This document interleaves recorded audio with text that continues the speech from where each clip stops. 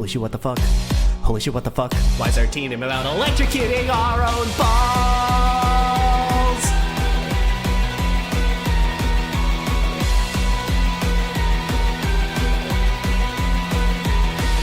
So it's about time for the NSL draft. I hope this time my team isn't ass. I'll hope to make a team of Smurfs and hacks and win every week by beating low league trash. But then they change the count, So now the AS ranks are worth higher amounts. Guess we won't win, but at least I can show some good games. So the team's made, we need some team names, and I've got a plan. Rice Hat can make songs, so it should be a jam. Like a Billy Joel rapper hatching these hands. I'll post them in chat and then wait for us to vote. What the fuck? How did the most retarded in here win the vote? Who the fuck voted for this garbage over my fucking goal? We didn't start the Spire. It was a StarCraft fun of a classic banger song. Why the fuck? Why's our fucking StarCraft name instead about electrocuting balls?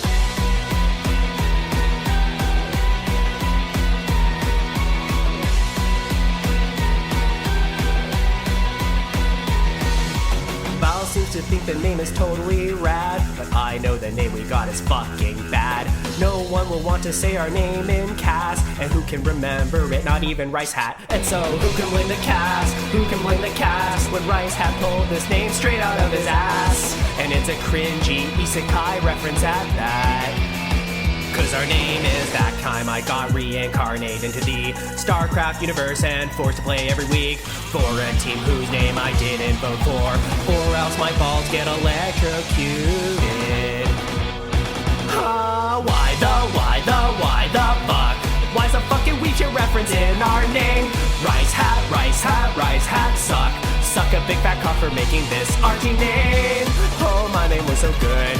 It was a StarCraft fun of a classic banger song. Why the fuck? Why's our fucking StarCraft name instead about electrocuting balls?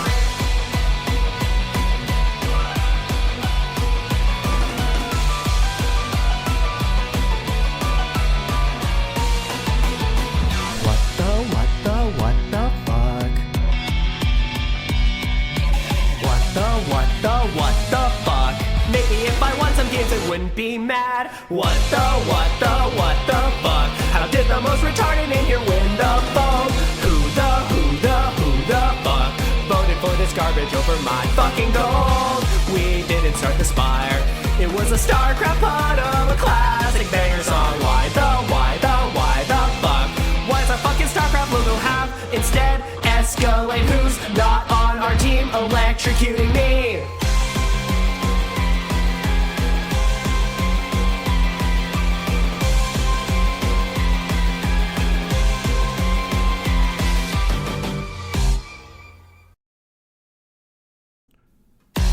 Holy shit, what the fuck? Holy shit, what the fuck? Why's our team about electrocuting our own balls?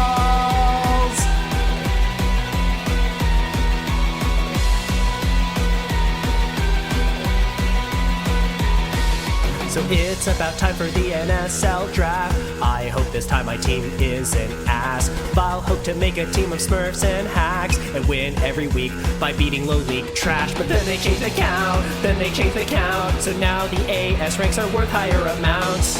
Guess we won't win, but at least I can show some good games. So the team's made, we need some team names, and I've got a plan. Rice Hat can make songs, so it should be a jam. Like a Billy Joel rapper hatching these hands. I'll post them in chat and then wait for us to vote. What the fuck? How did the most retarded in here win the vote? Who the fuck voted for this garbage over my fucking gold? We didn't start the Spire. It was a StarCraft fun of a classic banger song. Why the fuck? Why's our fucking StarCraft name instead about electrocuting balls?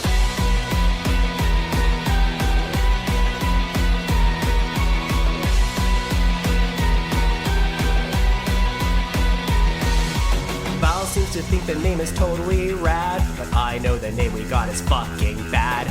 No one will want to say our name in cast, and who can remember it? Not even Rice Hat. And so who can blame the cast? Who can blame the cast when Rice Hat pulled this name straight out of his ass? And it's a cringy isekai reference at that.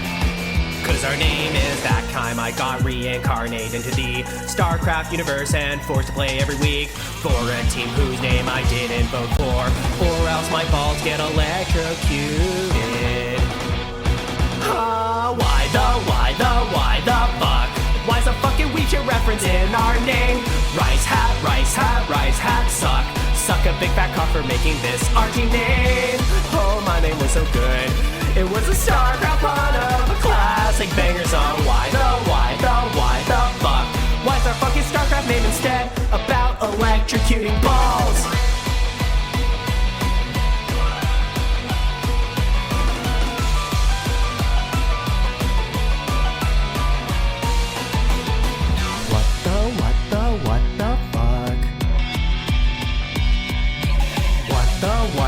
What the fuck? Maybe if I won some games I wouldn't be mad. What the fuck? How did the most retarded in here win the vote? Who the fuck voted for this garbage over my fucking gold? We didn't start the Spire. It was a StarCraft pun of a classic banger song. Why the fuck? Why does our fucking StarCraft logo have instead Escalade? Who's not on our team electrocuting me?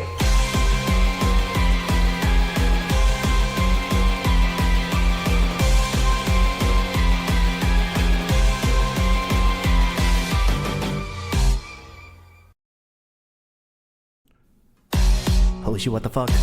Holy shit, what the fuck? Why's our team about electrocuting our own balls?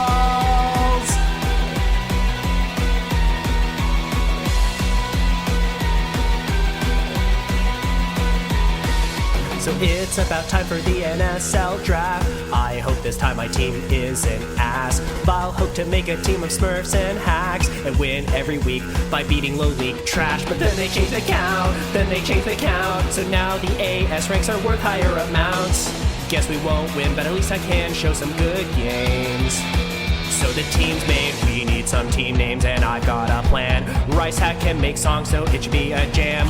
Like a Billy Joel rapper hatching these hands. I'll post them in chat and then wait for us to vote. What the fuck? How did the most retarded in here win the vote? Who the fuck voted for this garbage over my fucking gold? We didn't start the Spire. It was a StarCraft pun of a classic banger song. Why the?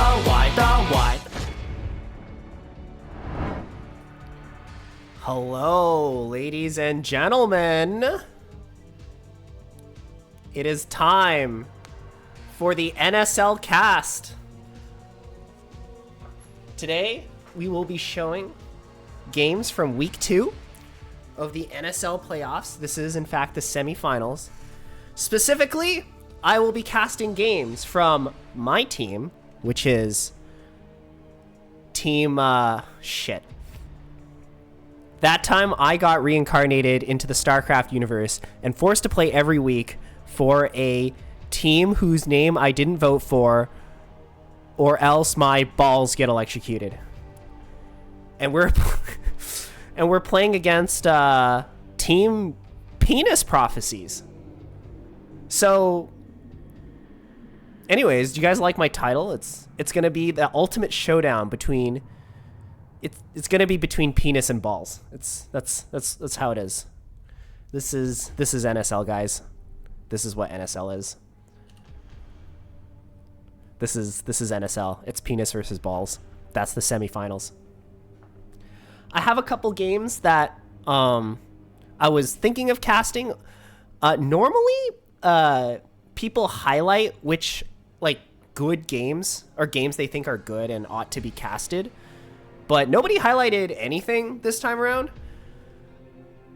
I ended up asking in my team, which games do you want to be casted? Is there some good games for me to cast? And the only person who responded was Firehex, and he was like, you should cast my games versus IJ for the sole reason that IJ didn't want it to be cast. And I'm like, that's not a very good, it's not a very good reason.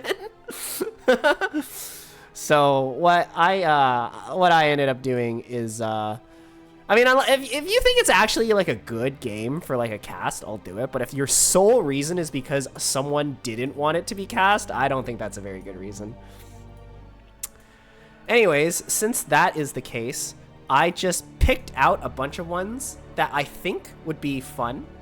I don't know if they're actually good games or not, but I picked them out, and we'll see how it is. We'll see how it is. So the first game is going to be between Nomad and Ajong. If you don't know who Ajong is, that is Julian. That is Julian. We call him Julian here for, yeah, those who do not know. So, without further ado, we are going to get into it. Maybe if my thing will... Come on. Where is it? Here it is. Here it is. I found it. It's right here. Right here. Yeah? Yeah? We're in? Okay. Before we start, I have to set things up because I suck and I'm bad. Okay, hold on. So, team... That time I got reincarnated into the StarCraft universe and forced to play every week for a team whose name I didn't vote for, or else my balls get electrocuted. And we're playing against Penis Prophecies. All right. Okay. It is team that time I got reincarnated into the StarCraft universe and forced to play every week for a team whose name I didn't vote for, or else my balls get electrocuted, versus team Penis Prophecies. All right, you got that? You got that? Okay, good. So here we have Ajong, also known as Julian. We'll just say he's Ajong in here, and this will be Nomad.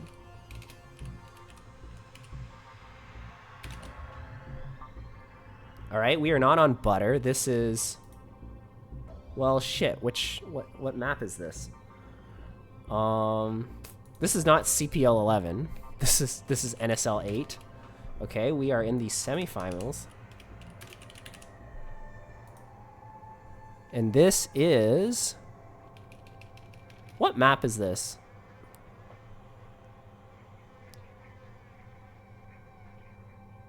Fartcraft Butt War. Please tell me what map this is. Oh my god, what a disaster.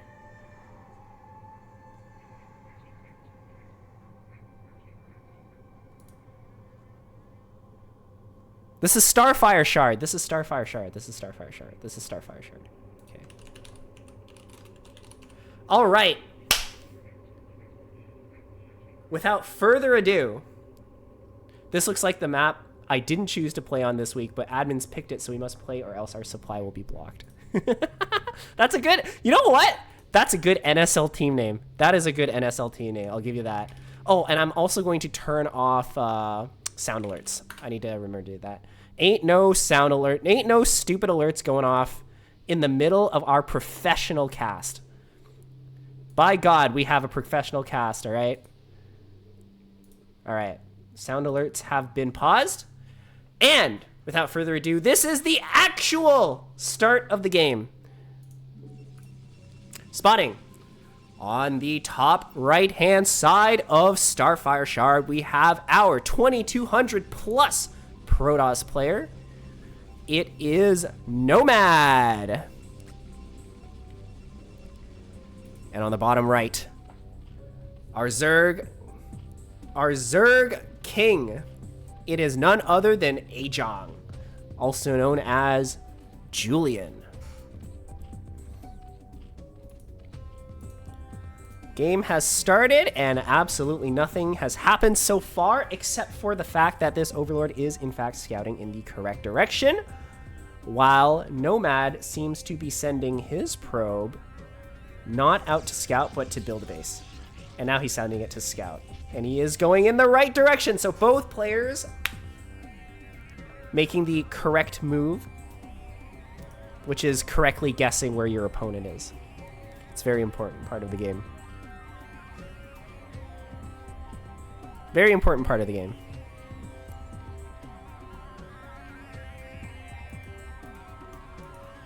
All right. The probe is going to enter into this base, and we are going to see that it is, in fact, Overpool? I think this is Overpool.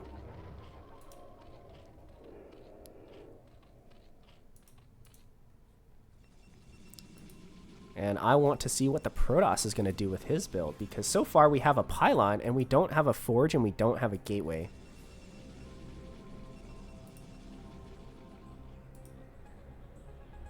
So are we going to go Nexus first?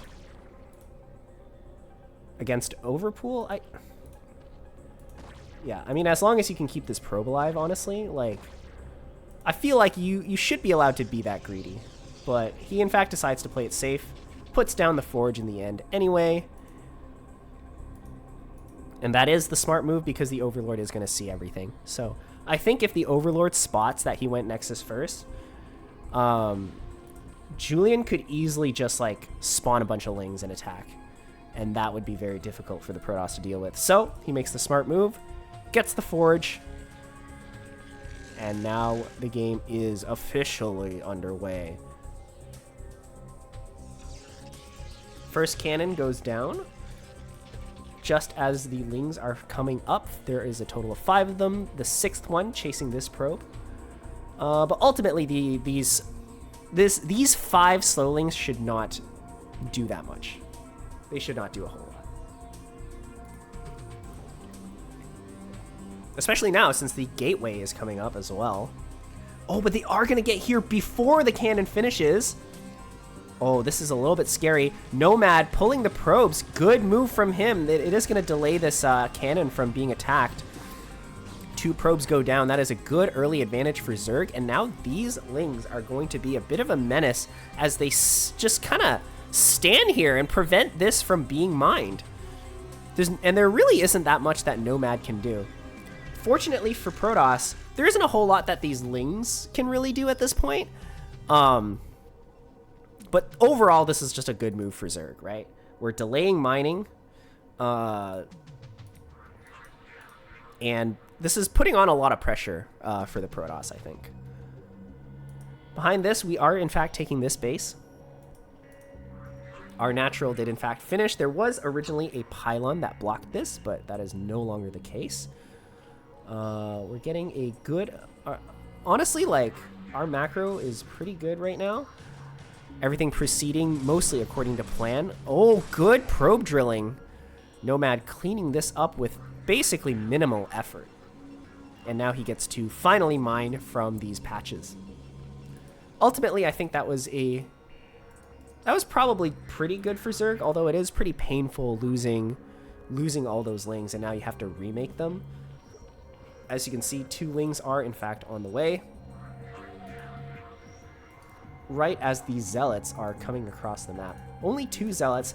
At this point in the game, 2 Zealots should not be that scary. But we don't actually have that many Lings to defend this. Like, 2 Zealots easily beat 5 Lings. And we don't have any Sunkens. But we are getting Hydras and Hydra speed, and more Lings are in fact on the way. We are microing these Zealots. Dude, Nomad is microing this like a madman, forcing so many Lings to be built. The Zealots are retreating. Oh my god, they might get a drone. They do get a drone. They might get a second one. Oh, this is good damage. This is good damage. We're forcing so many units out of Julian. We're getting a good scout as well. No lair, and we see Hydras, so alarm bells should be ringing, and he is in fact putting down cannons. This is the correct response to what Zerg is doing right now. not that many drones being built. We are starting to mass Hydras. And I think we're going to play this pretty aggressively. So the build that's like kind of a meme build for Zerg, but it's like really, really strong, so it's not really that much of a meme, is of course 973, 9 drones here, 7 drones here, and 3 drones here, but it's, oh sorry, this is 7 drones and this is 3 drones. Zerg players don't know how to count. You have to forgive them. But that is essentially what we're seeing right now, is a fairly aggressive attack from Zerg. Yeah, 974. Not quite.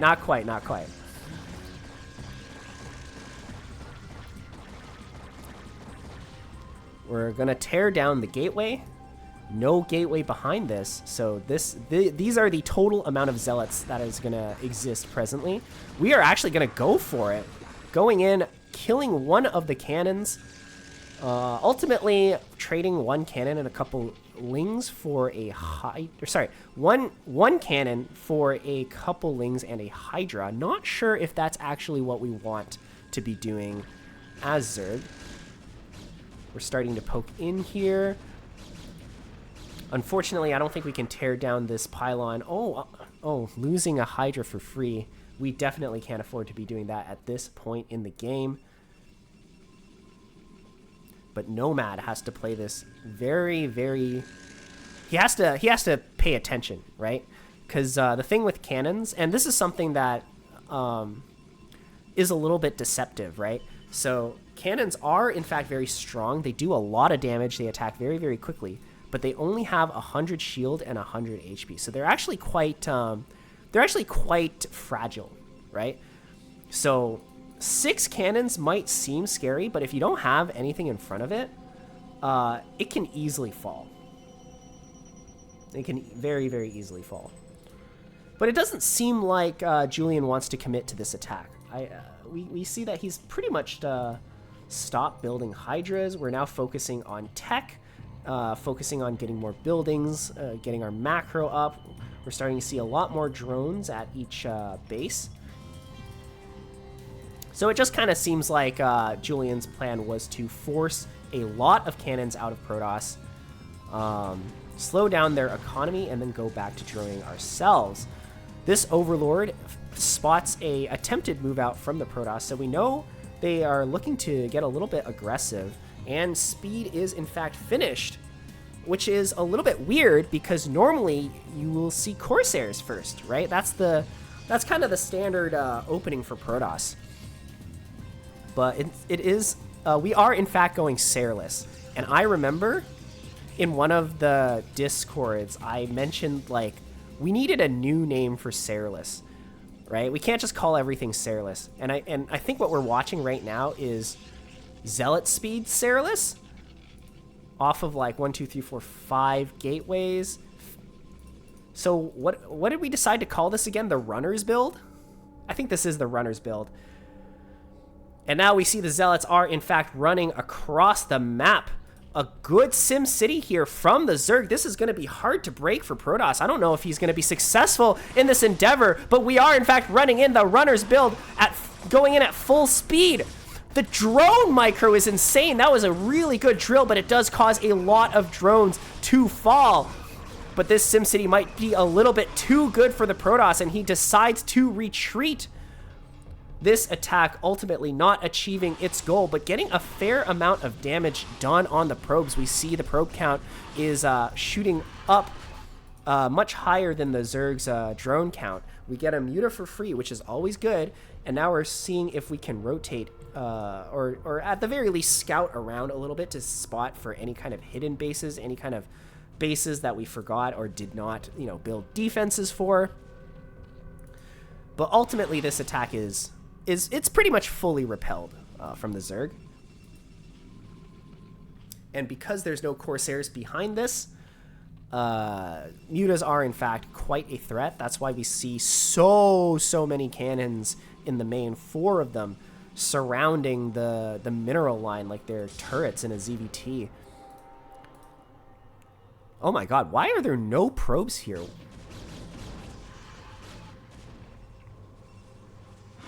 It's possible they all got transferred down here. But this is some good Mutamicro from the Zerg player. Going in and swooping in and attacking probes here. He's doing a very good job. We're positioning the Archon to protect this mineral line, even though there's no probes here to protect. It seems like we have like 30 probes mining here and like no probes here. Like these 2 probes aren't even mining. What is happening? Okay, there we go. They're being sent back in. That was weird. That was weird. That was certainly strange. I hope this replay isn't bugged. Things seem to be fine so far. Although we are floating quite a bit of money. Although, yeah, I don't think this is an indication of anything, but it was very weird that there was like nothing mining there. That was a little bit strange. It could be that he transferred the probes over and I just like didn't see. That is actually a pretty smart move to do, just like pre-transfer the probes over if you know your opponent is going to attack, because we don't have any defenses here ready to defend this. Oh my god. Oh, Storm! Dude, it is so scary to storm your own mineral line. Like, what if the probes just decide to like go back into the storm? Oh my god, that's devastating. That is brutal. All of these mutas are so low right now. Holy. Meanwhile, the Protoss, we are, in fact, camping outside of the Zerg base, but no High Templar in sight. We only have 2 Archons. I don't think that is enough to break this. Lurkers are, in fact, starting to be built, but that is a lot of Dragoons. And this Sim City is sort of preventing Zerg from adequately defending this. I think Julian might want to wait until the 2 buildings in front get torn apart, but a flanking maneuver from the Hydras on the left-hand side is going to be enough to actually clean up this army, albeit a little bit inefficiently. Oh my god, this High Templar just comes in here, but he has no energy for Storm. This is really unfortunate. The Protoss is going to be forced to retreat here. And now that the Lurkers are done, I think that flanking maneuver ultimately was a very good idea. Very well played from the Zerg. Meanwhile, we might have missed a little bit of probe harass from these mutas. Oh my god, they actually have so many kills together.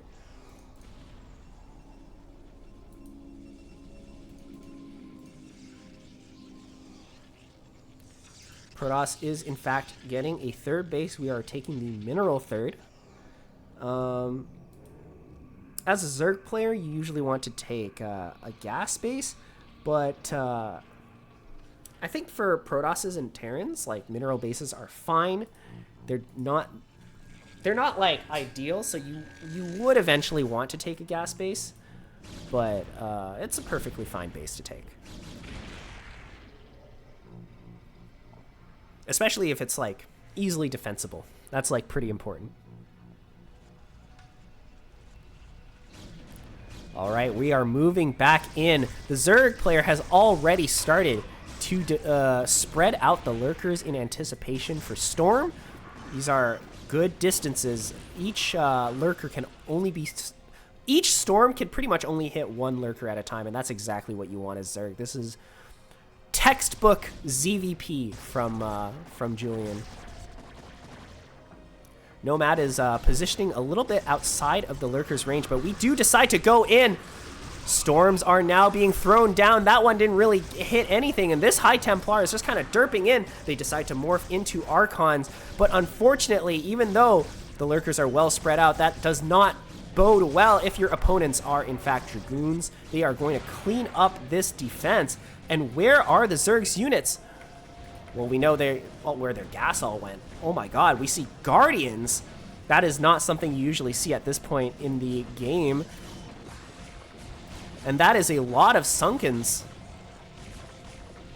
I don't know if Protoss can really break this. I think Julian is he's gonna win this game. Wait, do these Lings still not have speed? That's crazy.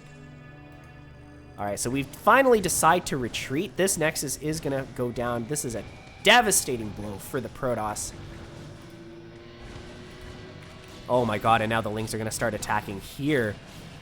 They do, in fact, have crack, but they're not fast. So are they still cracklings if they only have adrenal glands? Or are they only cracklings if they have both speed and adrenal? I want to say they're only cracklings if they have both. You gotta have both, right? How did these Guardians end up all the way here? Did they just, like, come up through this side and then over around to here? They, like, sniped 2 High Templar with that, too? That was crazy. That was an insane move. Some of them are, in fact, going to die on the exit. Oh, no. Keep retreating with them. Oh, he does, in fact, save 1. That is going to be annoying to deal with as Protoss. If you're sort of in the middle of something and then the Guardian just comes back and starts killing stuff. That'd be so annoying to deal with. So now the Zerg knows what the win condition is, right? Like, yes, we're remaking this Nexus, but if we can kill this, like, dude, Protoss is economically, like, so dead. It's, like, so over. This is a pretty bad trade for Zerg. At this point, Nomad is well positioned to sort of intercept any kind of like weird Ling attacks that Julian might sneak through. So we got to be a little bit more careful with our units. Well, when I say we got to be, I don't actually mean we have to be because of how ahead we were, but yeah, it's no use just sort of sending in units at this point in the game. But the Otis is a little bit on the Protoss to try and get something done with this army. Because at this point, we are getting quite economically behind. So if we let the Zerg like get any more ahead, I think this game just becomes unwinnable. We see Julian already starting to take a 5th base. And the army supply already eclipsing that of Nomads. So the clock is ticking for Protoss. We have to get something done now, or the game is just over. And it seems like the Zerg has managed to sneak around a very, very large army full of lurkers and cracklings and a defiler as well. We are going to throw down a Darkstorm to protect these cracklings, and they're going to start getting to work munching on the cannons before starting on the probes and the Nexus. This is going to be absolutely devastating because we just like killed this base. This base has just now like gone back up, and now we're going to kill this one as well. The Protoss is going to be on 2 bases forever, while the Zerg is getting their 5th. And I think Protoss can eventually clear this, but at this point the damage has already been done, right? At this point the game is certainly Zerg's to lose, and the longer it goes on, the less likely he can lose this game.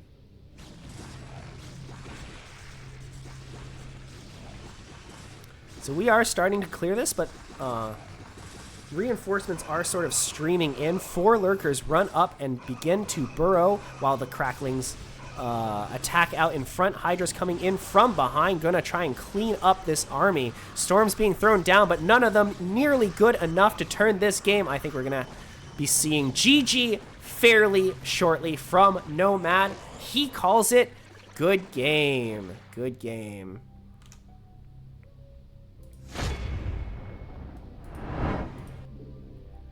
GG, well played.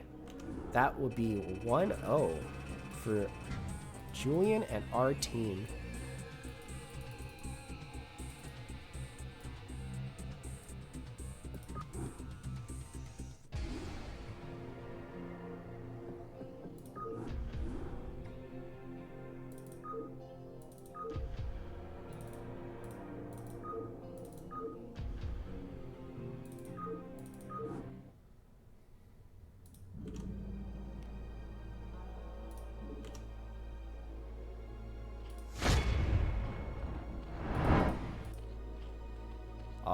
right. Game number 2 is up. It is going to be on Tears of the Comet, because I believe that is the only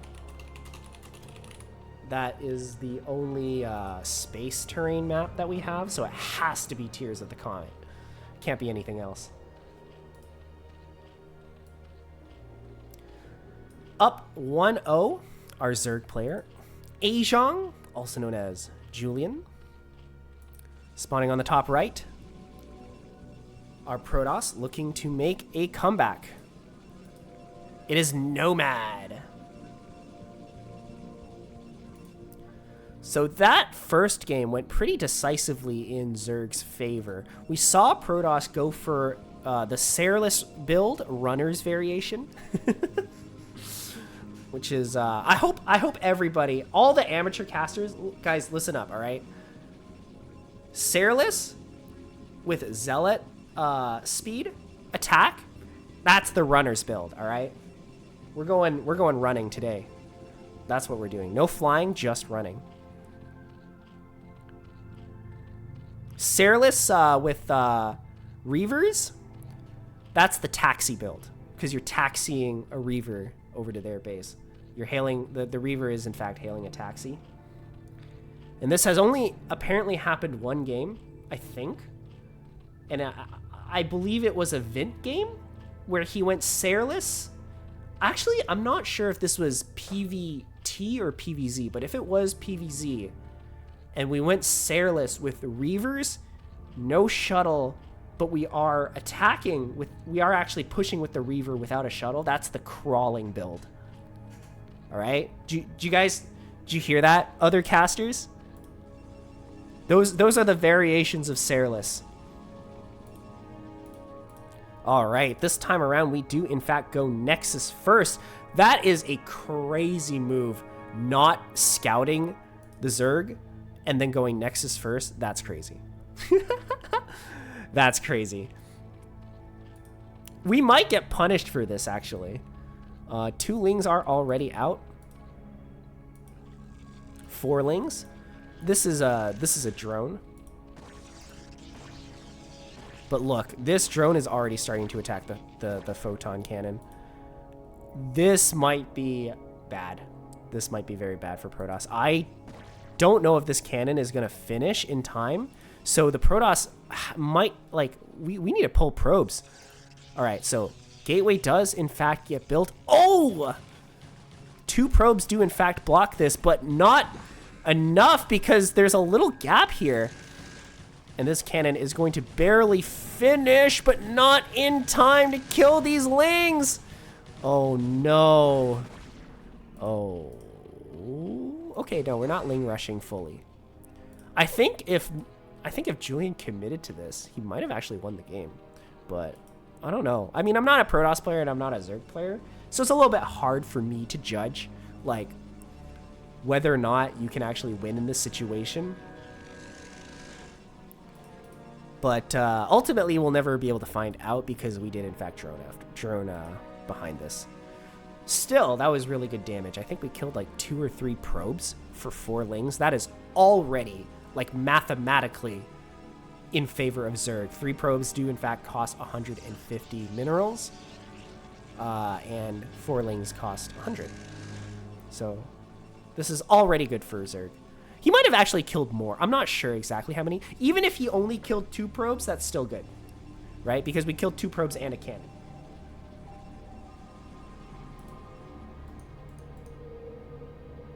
So good on the Zerg.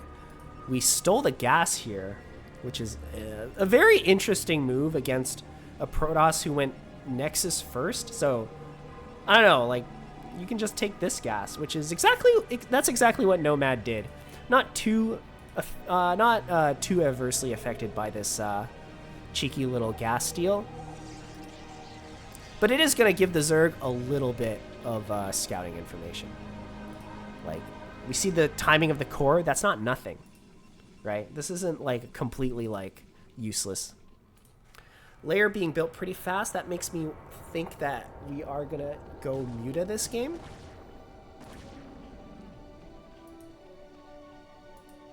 There it is. There's the Spire. Overlord spotting out front. We don't see any zealots being built by Nomad. Oh, sorry, there is a zealot. It's just coming up here to attack the extractor. A second one is on the way, but these to me feel like they're kind of like defensive zealots. I don't expect them to. I don't expect Nomad to send them in like immediately. Zerg gonna drone up behind this. Oh, we run by 4 lings. This is big. These are speedlings as well, so they're gonna do a lot of damage if microed correctly. They're going for the Stargate before turning around and trying to attack these probes. This zealot is gonna have a lot of work to do. He's got a lot of stomping around that he has to do. Photon cannons being put down. Oh my god. That one probe actually like confused those lings so much. That was a really well done drill. Good job from Nomad. That was a bit of a awkward cannon placement. You don't want to make cannons right in front of lings, because cannons, not only are they fragile, they also build really slowly. But ultimately, the cannons are going to finish, and this attack has done more than enough damage for Zerg to be happy. 3 cannons built to defend the lings is an insane investment. And now we're going to come down here. We're going to see the second Stargate. This is so good for Zerg. We see everything with this. There is nothing. Dude, Julian just like downloaded Nomad's entire game plan. He has everything. He has everything right now. He knows everything. You guys, if you guys know anything about like world history, Battle of Tannenberg in World War I, the Russians were sending all of their commands through unencrypted telegraphs, and the Germans just listened on it, and they like realized what their entire plan was, and they just countered it. And that that was the first big defeat from the Russians against the Germans in that war. So mutas are in fact out. We only committed to 3 mutas, and we got a whole bunch of Scourge. I think this is smart from Julian, because we know they're going double Stargate. So the fast transition into Hydras is always going to be the play.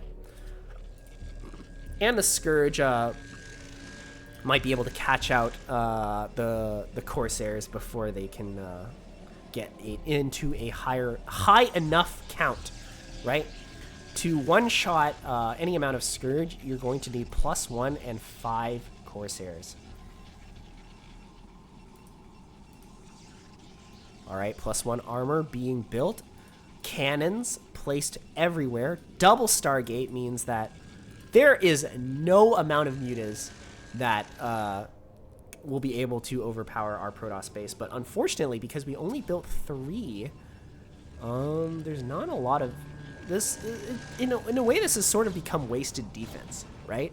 We have so many cannons here. We have so many cannons here. And they're not going to do anything against a Hydra attack, which is what we're going to see. That's exactly what he's doing, right? Our Zerg player getting up its Hydra count, starting to tear down this wall like he's Mr. Gorbachev.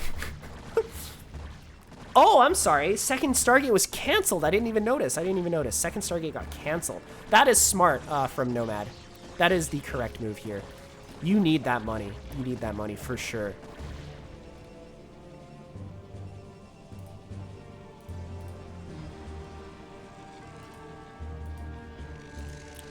A lot of Hydras being built, but even more drones actually being built behind this. Yeah, sorry. I said a lot of Hydras being built. I meant a lot of drones being built. Because we are on 4 bases as Zerg, and we are not stopping anytime soon. 42 drones. We're catching up in terms of worker count. And these Corsairs really aren't doing that much. They're really not. One Corsair with 1 kill. Everyone else with 0 kills. It's getting a lot of scouting done. But Zerg isn't really doing anything weird. He's just playing, like, pretty greedy. Which, unfortunately... which, fortunately, we do, in fact, have the units to try and punish this. But we'll see how this goes. Protoss needs to get something done with this. We have one Dark Templar sneaking around with this army.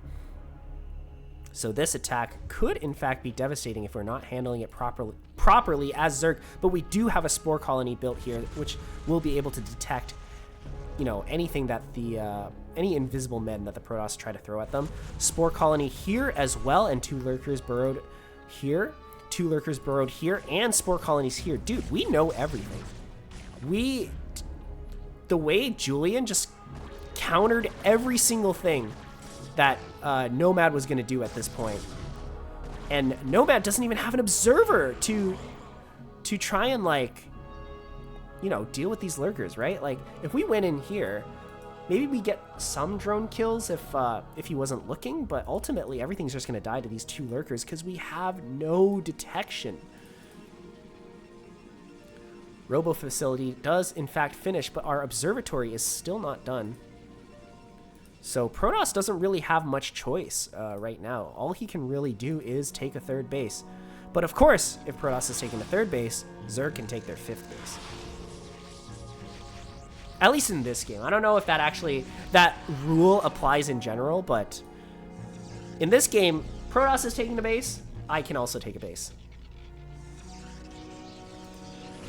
Oh my god, huge drop coming in. These 3 cannons looks like they weren't worthless after all, except for the fact that they were worthless because they didn't do anything to stop this drop. And I feel like already this game is kind of over.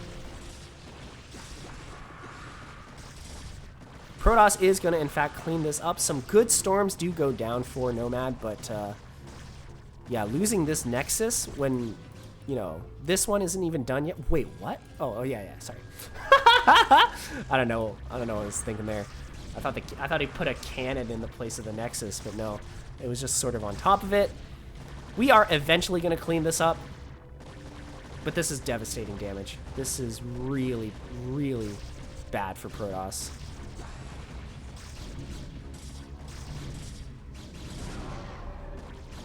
Oh my god, he might get this Artosis pylon too. That's rough. 2 gateways unpowered. And we kill the Archon. This drop is doing an insane amount of work. 2 Lurkers, actually. Coming in from this Overlord. We do, in fact, spot it. Yeah, this is not going to do anything. An unfortunate loss for the Zerg. Both players actually supply blocked right now. That's hilarious.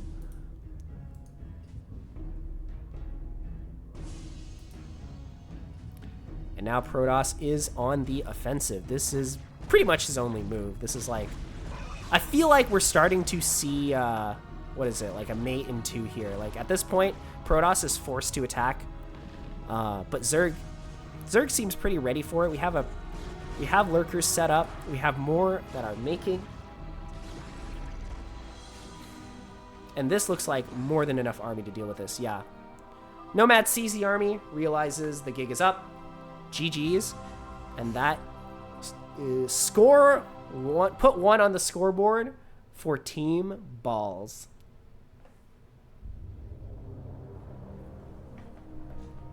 Why the fuck are you not doing a group cast, man?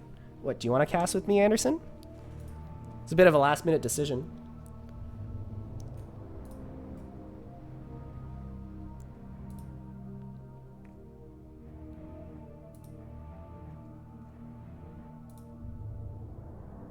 No, I was just wondering.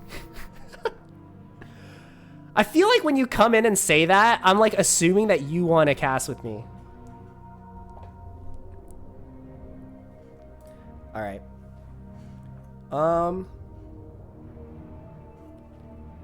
We're gonna go into an extremely short, like 1-minute break while you know what? I'm not even gonna go into the break screen. I'm just gonna, I'll be back in like 30 seconds, guys.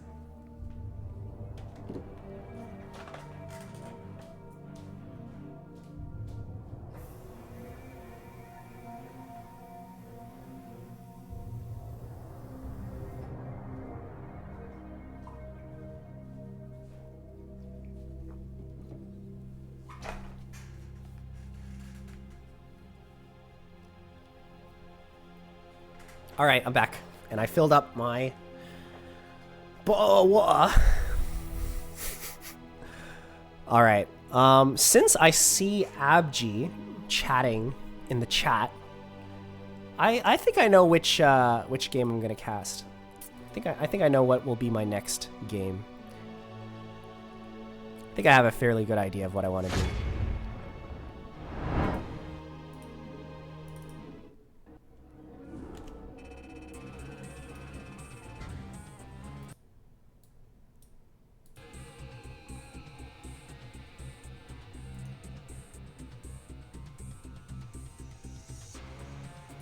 All right. If you cast my... What? Do you not want your game to be cast?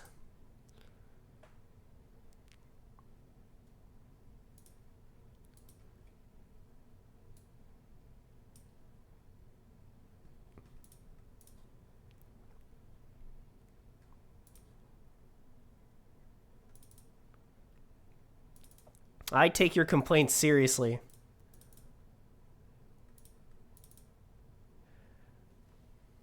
All right. Our next game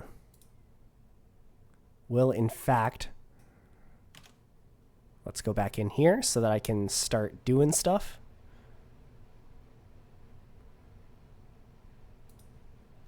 Come on. Oh my god. This is so dumb. All right. And we're back.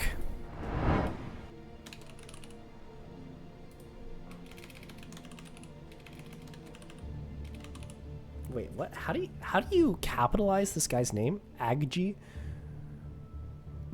Agji? Yeah. It's like that. He's random. And Abji, I think you're Protoss? Yes. We are playing on Starfire Shard.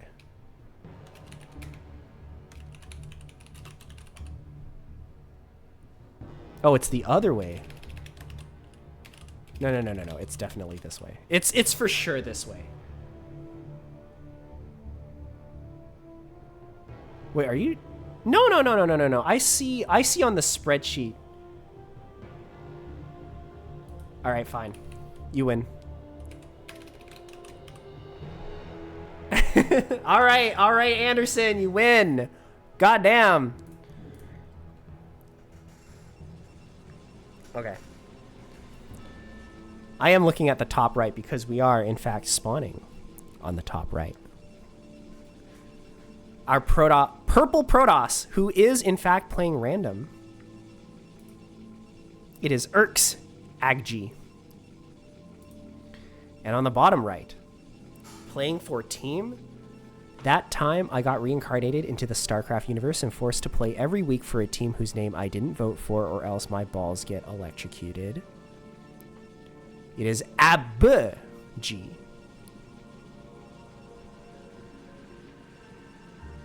What did I pay for that? What does that mean? What do you mean by that?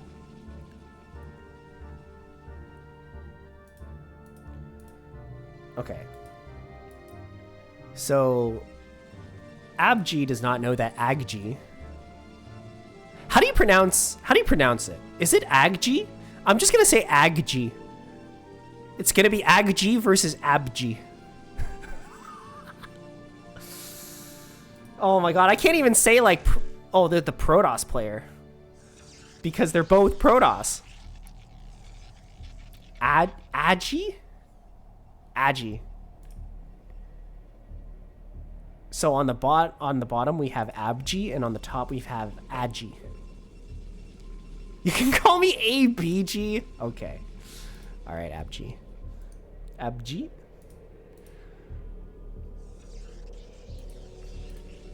All right, what is going on here? So we're both surprisingly doing the same thing, even though Abji doesn't even know what race Agi is. No, not Agi. Gi? Aggie? Okay. Abji versus Aggie. You know, I like that better. Abji versus Aggie. It sounds different, but it still sounds like kind of cute, you know? Abji versus Agi. There's shit. Abji versus Aggie. Okay. So now the probes see each other. We do, in fact, know now that it is a PvP. But Agi is going for the 2-gate. We're doing a bit of zealot rushing here, aren't we? And the cyber core is not close to finishing. So this might be a difficult hold for Agi. Or sorry, Abji. Aggie? Abji. Okay. This might be a bit of a difficult hold for Abji. The cyber core does finish right now, and our first Dragoon is going to be started. But the first zealot is already in your base, and the second and third are on the way. So it's gonna come down to micro. All right, we see the purple zealot meandering its way behind the mineral lines. I think he's just sort of delaying until his friends get here. The other two zealots not really targeting anything, but I think they should be. Oh, wait. Did they try to trap this goon? Like, is this pylon like not Abji's pylon? Is it actually Aggie's pylon? Oh yeah, no, this one is Aggie's pylon. Okay. So we did try to trap the goon, but it didn't work at all. This goon did in fact get out of his little trap, but now the trap doors have in fact closed. So keeping this goon alive is like critical for Abji's survival. Oh my god, it didn't trap the goon? Are we for real? Oh, that goon goes down though. This is still a difficult hold for Abji. Oh my god, keep microing the goon! Okay, one zealot down. I think this zealot might actually properly block the goon in. Oh my god, oh my god. Oh my god, oh my god, it's so low! Don't lose the goon! Don't lose the goon, don't lose the goon. Oh my god, this goon barely comes out of this alive, but this goon does not come out of it alive. It comes out of it very dead. This zealot going to work on these probes. More zealots streaming in. This is going from bad to worse for Abji. I actually can't believe this doesn't block the goon in. This is so dumb. We're cannon rushing? Oh my god. Aggie is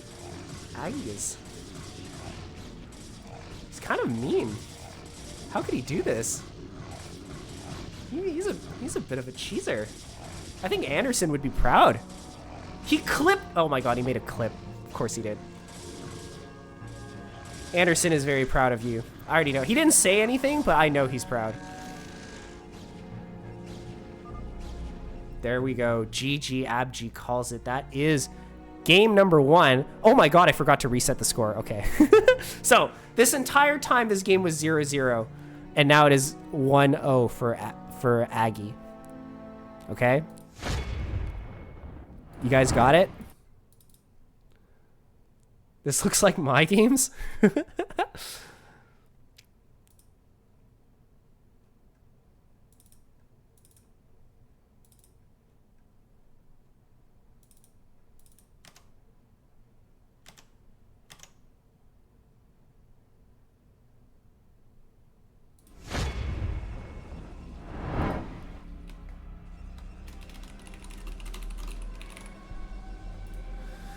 Game number 2 is, in fact, going to be played on Tears of the Comet. Both players are, in fact, both Protoss again.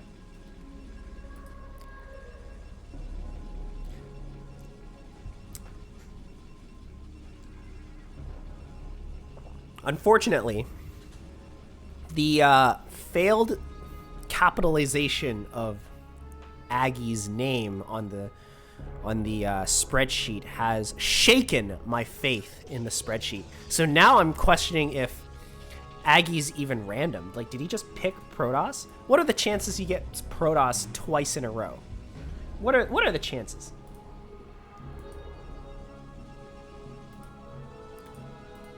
But at the same time, what are the chances Abji goes for like a fast expand again? Even though he's playing against Protoss. Abji says he was random. Okay, so he was random.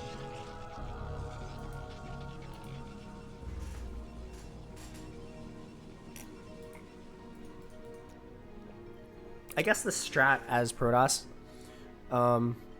against random is to always build your pylon forward with a gate, because this easily is like a forward gate. Like, forward gate is strong against Terran. Forward gate is what you want against Zerg. And I guess against Protoss, you can play forward gate as well.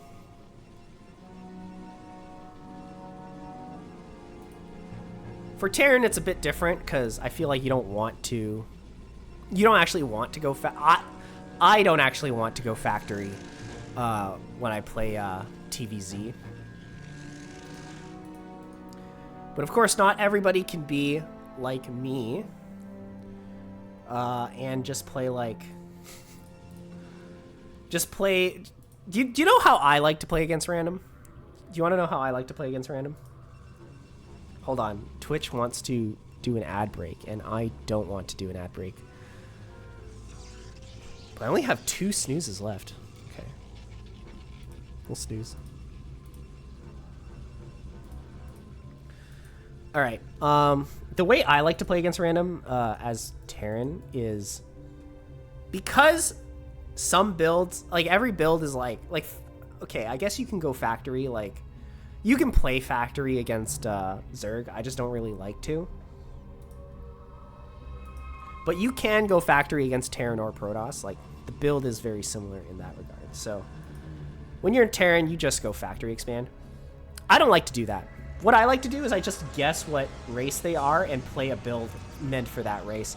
And I'm right a surprising amount of times. Oh, we're trying to mine this, but yeah. Aggie does, in fact, kill that probe. Alright, so we are in fact going to go Robo. And it looks like Abji's going to go DTs this game. Because why else would you build a Citadel of a Dune that quickly? Oh my god, please follow this probe. Thank you. Sometimes my mouse accuracy is quite bad.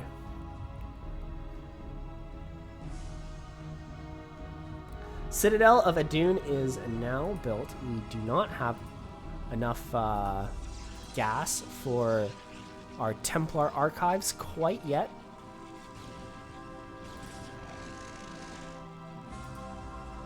But I do expect one to be coming down promptly. There it is. There it is. We're going DTs, baby. And our opponent is going fast Robo. Oh, shit.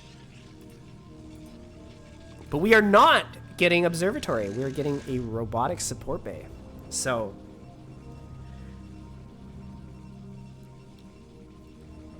Actually, if your opponent goes Robos, but then gets Reaver instead of an Observatory, is that still hard countered by fast DTs? Is this still a hard counter to this build? Because obviously, if you go Robo, you get hard countered. But if they go for robotic support bay, I wonder what the math for that is like. Currently 2 DTs being built, one from each gateway. Abji sending in his first round of units, probably mostly just to do a little bit of poking. We're gonna come in here and see that there is in fact no Nexus.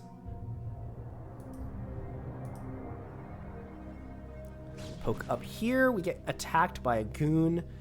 This goon says, nope, I am not dealing with that, and retreats.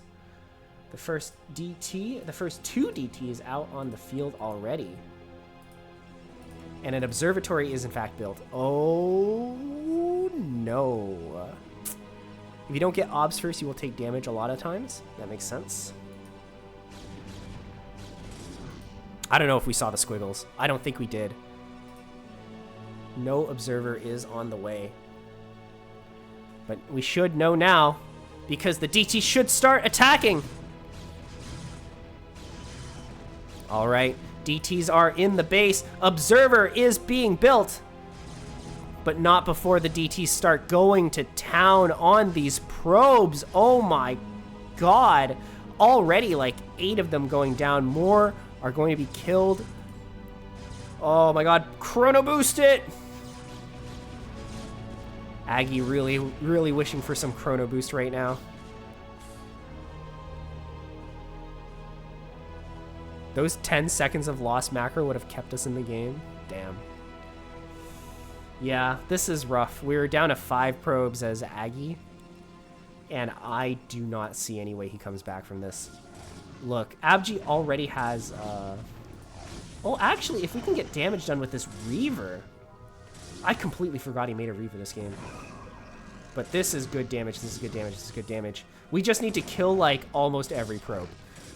If we kill almost every probe, then this game is playable. Oh, the shuttle goes down, though. This is a big win for Abji. And because he has this base, we can start mining from here. So unfortunately, although this was a good move, it is not going to be enough for Aggie. And I think the game is, in fact, pretty over.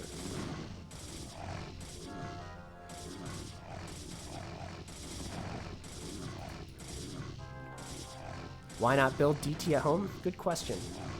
I think it's safer to just build goons because there's nothing stopping Aggie from just bringing over an observer. But in this case, like, we know that he didn't, so it would have been... I think that would have been, like... I would have given you a better result, but I don't necessarily think that's the correct move.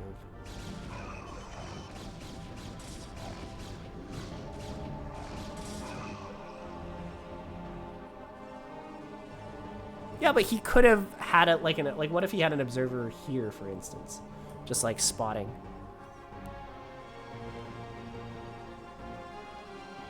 Bro, who are you asking this question to? You're saying why not build DT at home? I'm telling you the reason why not.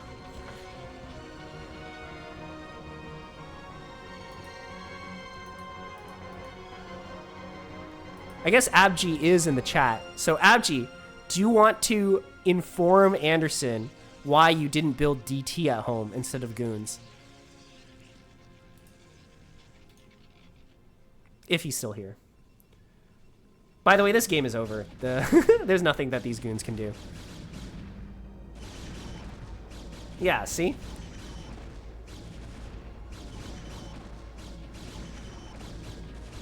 Alright. We're done. GG. Good game, well played, says Aggie. The score is, in fact, 1-1.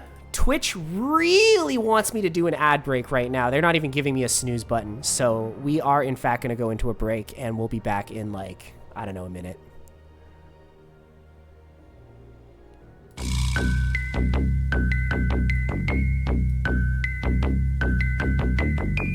Yeah, test the 1 2 1 2. There's a little something for you, a little biatch. Watch my 3-3 C-chain go bang. Wa-da-da-dang, wa-da-da-da-dang. Watch my 3-3 C-chain go bang. Wa-da-da-dang, wa-da-da-da-dang. Tearing haters to be craters, tosses all up in my shit. Playing scared, you know you're dead. Going straight for arm attack, that bitch boy tried to end it quick. 8-bit goons with 8 right click. T-H-E-K-H-A-L-A, that is where y'all at so late. Tearing haters in my face, trying to win with proxy gate. I scout your gain, I bunker main. All your cowards leave the game. Your Zerglin rushers think they slick, knowing that they micro shit. All your lurkers wrecked in piss. Gotta build a rush me, bitch. Link my way, I simply say, build a wall to make them pay. Talking smack up in the chat, radiate your ass, bitch. I push out my base at 9, then all of you suckers die. I'm sieging my fucking tank and stealing your fucking rank. So watch my 3-3 C-chain go bang. Wa-da-da-dang, wa-da-da-da-dang. Watch my 3-3 C-chain go bang.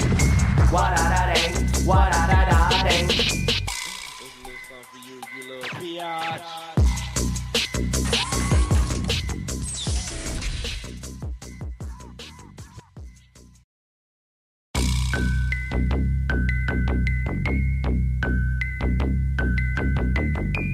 Yeah, test the 1 2 1 2. There's a little something for you, a little Watch my 3-3 C chain go bang. Wa-da-da-dang, wa-da-da-da-dang.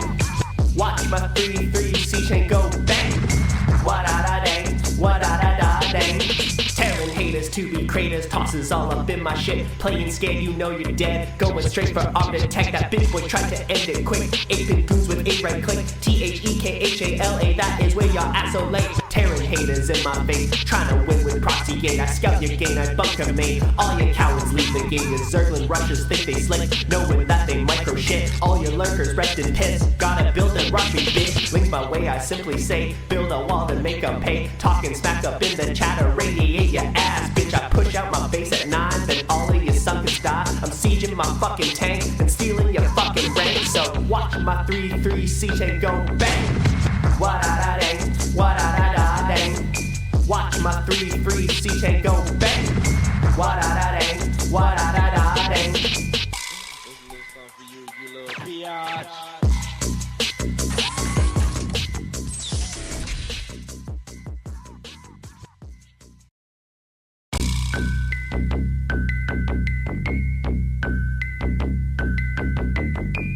Yeah, test the 1 2 1 2. This is a little something for you, you little biatch. Watch my 3-3 C chain go bang. Wa-da-da-dang, wa-da-da-da-dang. Watch my 3-3 C chain go bang.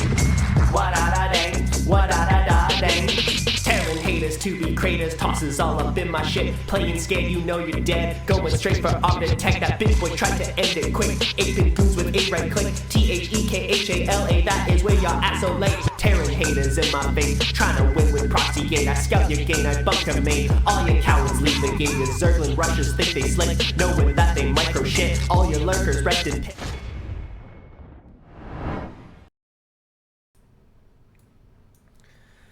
Hello, everybody. Welcome back to our professional cast.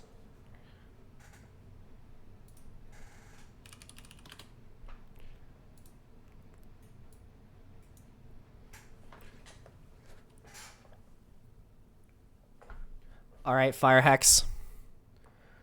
Since you were so kind as to appear in chat, I will cast your game versus IJ, since he seemed pretty chill about it as well. So we'll see exactly what happened in your Terran versus Zerg.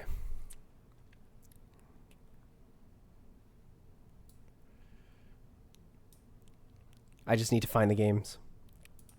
Where are they?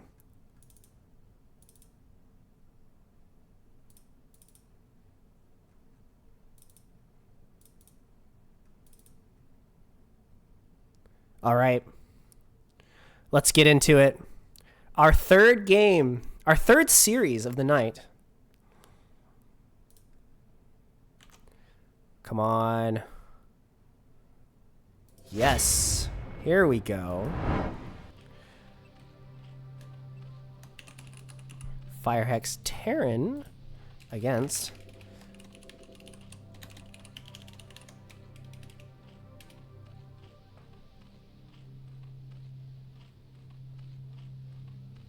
our Zerg player. All right. Playing for Team Penis Prophecies. And yes, I will say that very loudly. Penis Prophecies. It's Inside Job 911 USA, which is a great name. Great name, great guy. Spawning on the bottom right, Firehex. Also an interesting name because we have another Hex in NSL, but it's just Hex. It's not Firehex. We have Hex and then we have Firehex. And yes, I will be playing. I have agreed to play Anderson in a best of 7 for $25. Not today though. I think by the time this cast is over, actually, well, nah, I don't really. Probably not today. But sometime we will do it. And what the hell is this? What are we doing? What is this? What are we doing? Double barracks already. Is this BBS, but like not in the middle of the map, just like BBS in your base? Is this a real... Anderson, is this a real build? Actually, why am I asking him? Of course he's going to say it's a real build. Yeah, there it is.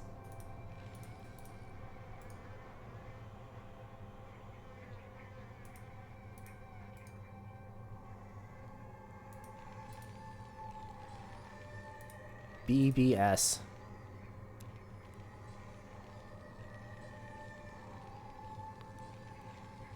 You can do 2 racks pressure for sure. I don't know if this is a pressure build. I think this might be a game ender build. Even though they're not, even though it's not in the middle of the map.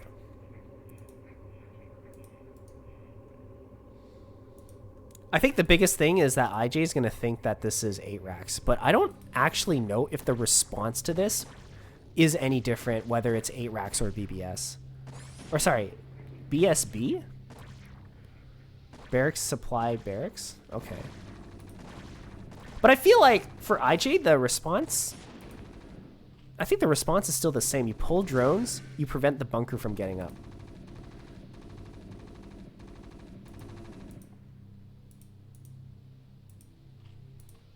And our spawning pool is finished, so... You don't need the bunker. This is dangerous here. Critical mass soon. Okay, so the bunker is mostly to fake out the fact that it is an 8 racks. Is that the idea behind it? All right, we have six lings, but unfortunately there are 6 Marines. And in a position like this, the Marines are certainly going to be at an advantage. So this hatchery is going down, and I think this might be a game-losing mistake for IJ to just, yeah, sacrifice the lings. And he actually just calls it right there. He just calls it quits. So because I'm stupid, I didn't update the score. So it's actually 0-0, but now it's 105 fire hex.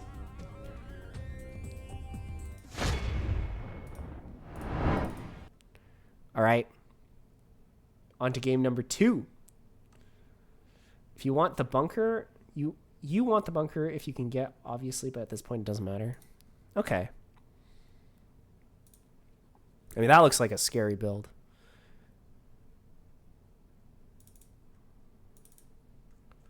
Shoot.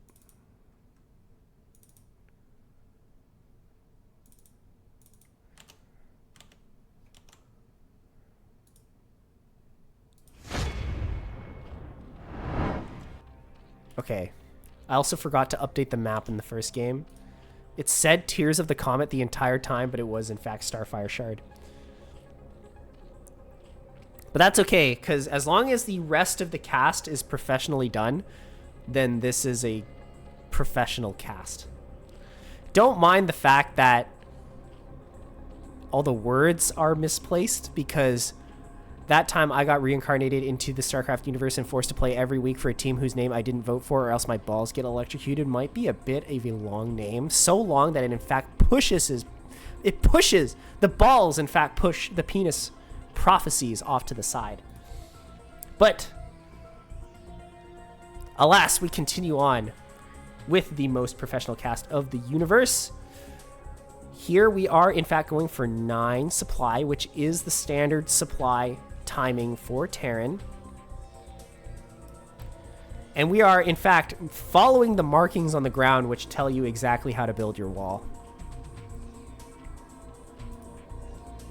Which means we are going to see a wall coming up from Fire Hex. Although I don't think you should put the barracks here. You put the barracks here, and then you can put another depot here. Unless you're not allowed to do that. Which is possible. Because sometimes mapmakers will fuck you over, as they did with me in my show match against Inside Job, where for some reason this tile is unbuildable. For some reason, that tile is just unbuildable. You can't see that it's unbuildable. You just have to remember that on that map that it's unbuildable. which I think is BS. I think that's so stupid. But whatever. I guess in this game, we're playing with the assumption that that isn't the case. Fire Hex opting to make a wall with 2 holes in it.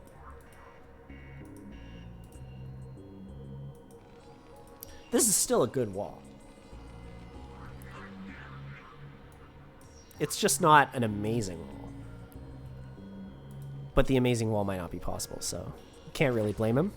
Drone comes in, gets a full scout of the initial base. We are going to not see the CC timing, but you can be fairly confident as Zerg that the positioning of the SCV means we're going to start a CC soon. Zerg, in the meantime, going for 12 hatchery. Pretty standard build. I do believe IJ is going for the classic 2-hatch play, which he is so well known for. Lair is coming down, going to be spotted by the SCV. We know exactly what's going on as Fire Hex. Everything is proceeding according to the meta. SCV gets chased around by these 2 lings, but Fire Hex doing a good job of keeping it alive for the time being. 2 more lings pop out, and I think they are going to be sent across the map to do a little bit of scouting, a little bit of spotting, a little bit of potential marine luring. That is another thing that I see Zergs really like to do, especially in my games. They like to do that, and it is very annoying. SCV still being chased around as these lings move up forward. So, second barracks on the way, refinery on the way. It does look like it will be a 2 racks academy rush. The academy is in fact being built right here. SCV is being transferred over, 6 of them, which I do believe is the correct number. And on the meantime, we are starting our Spire as Zerg. Everything is proceeding according to the meta. The drone being pulled out, and I assume we're going to start another base either here or here. Both are, of course, perfectly fine choices. This is a little bit greedier. This is a little bit safer. Drones being built non-stop for the Zerg. We are not going for any kind of weird Ling-based shenanigans. IJ opting for the greedier base. Of course, if he's able to hold that, he's going to be at a huge advantage because he can practically take this base for free. Assuming he can hold it here, which is not always an easy feat to accomplish. Because if you take this base, you can literally burrow 2 lurkers here, and that's impenetrable. That's just impenetrable. But with here, you're going to have to be a little more careful. A lot of Marines are actually out on the field for Fire Hex. 2 medics are also out as well. And at this point in the Academy Rush, we should start thinking about moving out with our units, just to threaten the Zerg, make them force out a couple Sunkens.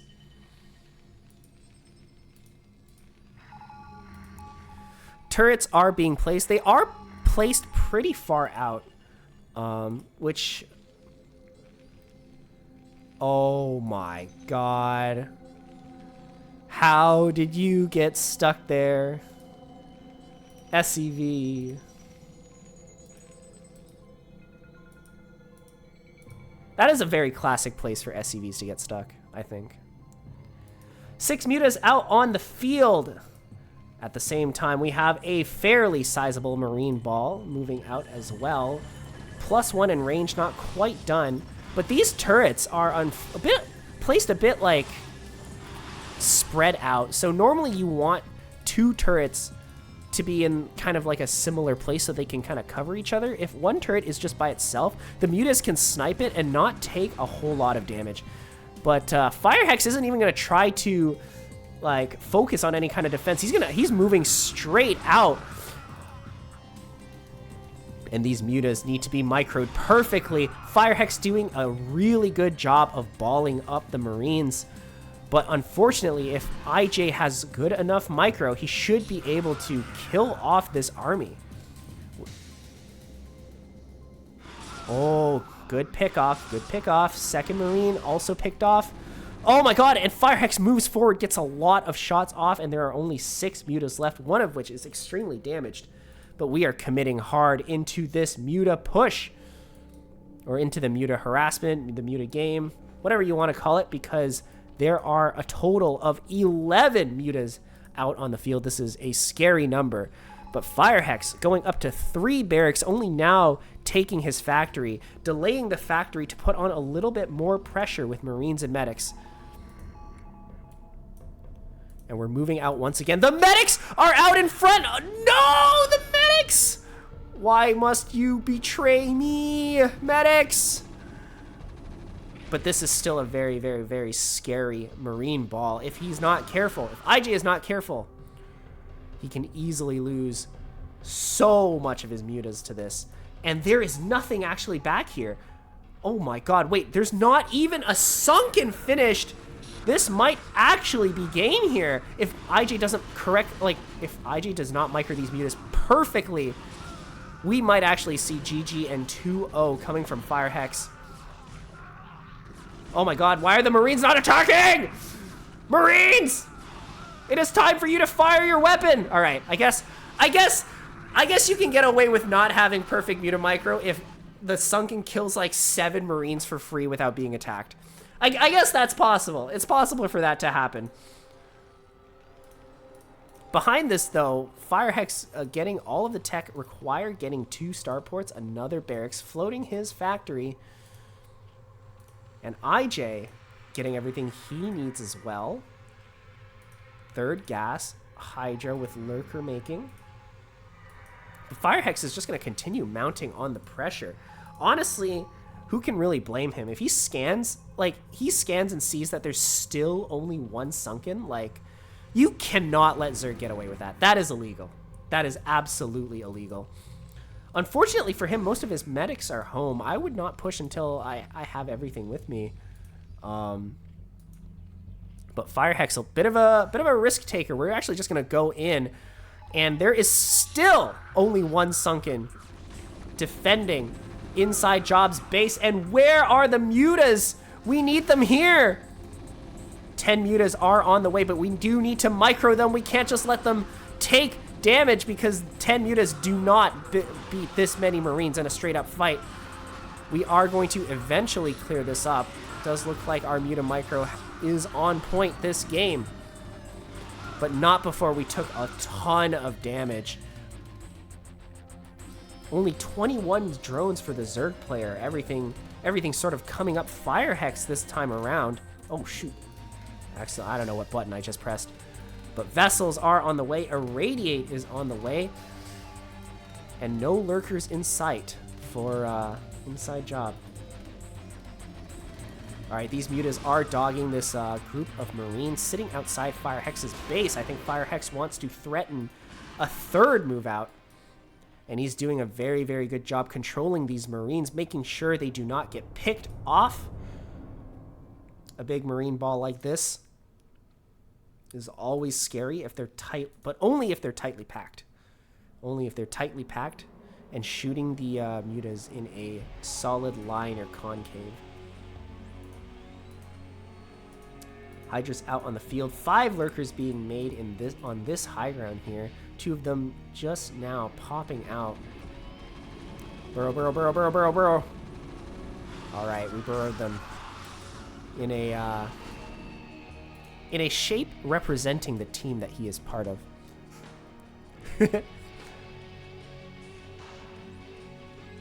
All right. So now this position is pretty much unbreakable, but we do have 2 vessels, and we also have the amazing ability to just go around. That is, in fact, a choice that Terran can make. These 2 Hydras, maybe a little bit of a bad rally here from IJ, but they are going to... Wait, this one just lives. For no reason, he just lives. Okay. These two lurkers are scary, but with good enough micro, the Terran should be able to just bust it, but instead opting to use the vessels instead and kill them very, very slowly. Oh my god, the 7 lurkers that were burrowed up here have decided to unburrow and go for the attack, but there are Marines sitting here waiting! Oh my god, this might be a huge mistake from IJ, and he just leaves the game. He just leaves the game. GG. Well played, Firehex. Very well done. Very well done. All right. That was a bit of a quick series. So I think we are going to watch one more game. Klappa.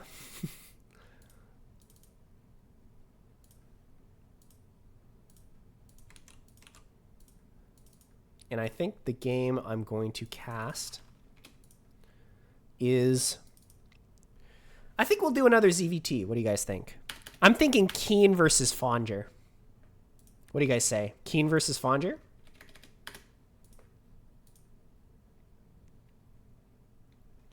Nah, I'm not Rudolph. I'm a clown. That's what I am.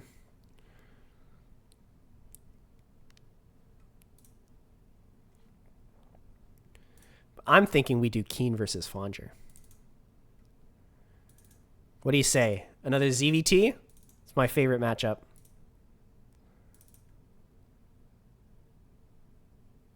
Keen versus Fonger is not in my replay list. It's not here.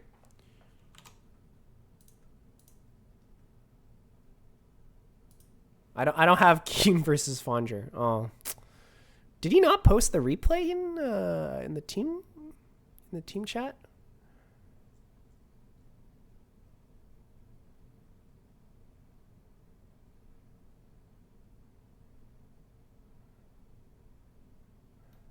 All right, guess not. Well, no Keen versus Fonger. Actually, I have another idea for what we can cast. I have another idea. We could also cast Rykles. Rykles versus Zul Unique.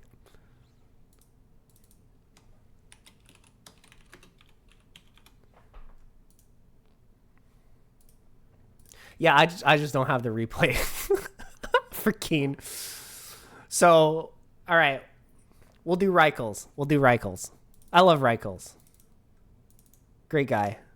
And I don't think I've ever seen Zul Unique play. So this could be a treat for us. Bro, it's not my fault he never posted the replay, all right? I blame this on Keen. It's his fault.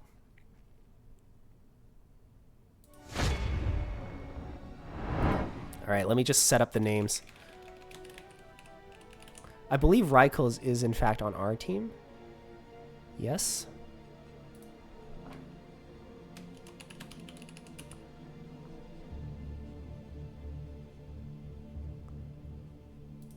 And it is going to be a Protoss versus Zerg.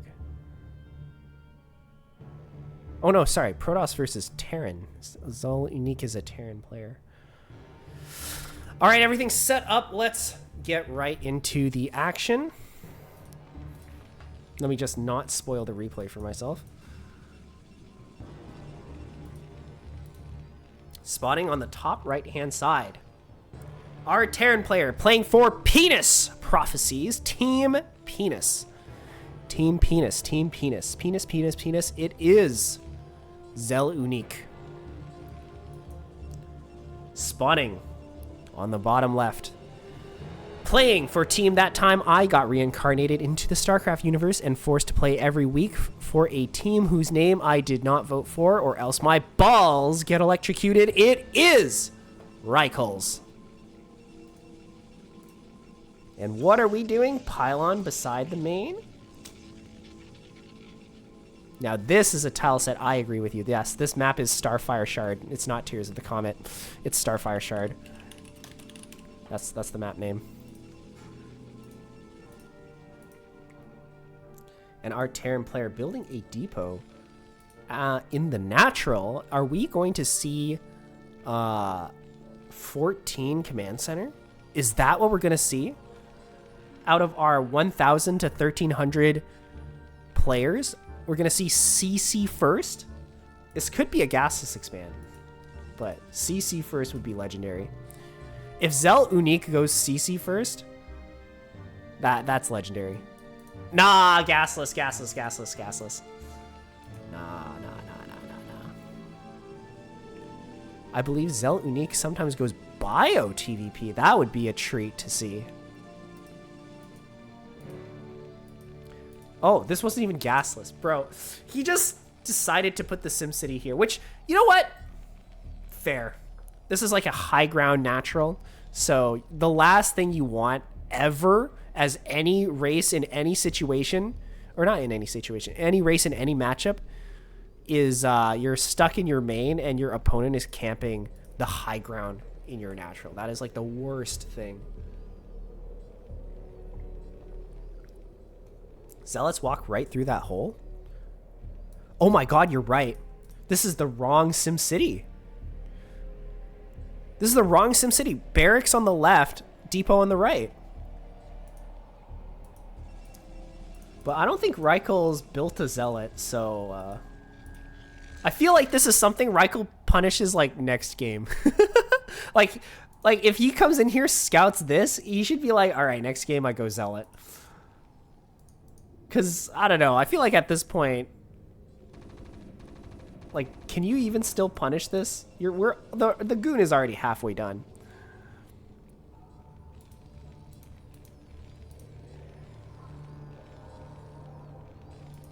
All right, the probe actually gets into the main, so we're gonna see we're gonna get a full scout of this base. Factory coming down for Zell Unique, so he's not gonna do anything super weird, at least not in the beginning. But I would love to see him go bio if he does do that. Reichel's playing this very standard, very honorably. One of the few remaining honorable Protosses who just goes for gate into goon into expand. Nothing too tricky, nothing too fancy. Probe hidden in the base. Very good. 4 Marines built, but no bunker. No bunker at all. 5 Marines. Are we going FD? Machine shop? 6th Marine incoming. Machine shop is being built. This might be FD.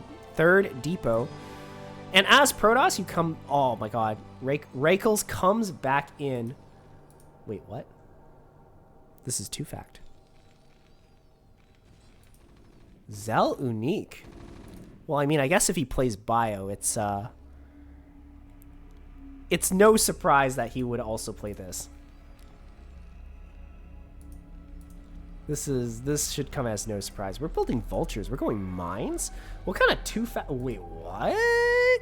What kind of 2-fact is this? Mines and vultures. I wonder how Reichels is going to react to this. Vultures with mines. And we're going to build a tank after this as well. So if Reichels should have finished goon speed at this point, and he's going for double gateway and a robo as well. So if he can just like slowly micro backwards, keep this army sort of at bay, we should be okay. Oh my god, did you see that? 1 out of 256%, or 1 out of 256 miss from the Dragoon? Because of course that happens, right?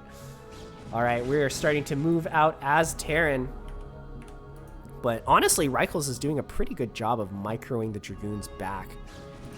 Oh my god, this one coming in a little bit too far forward. But, oh, the Marines are not attacking. And Zell Unique forced to lay mines right outside of his base. Of course, this is not ideal. But I think he's gonna try to lure Reichels in with the tank. Oh my god. I think Reichels is aware that there are mines here. So,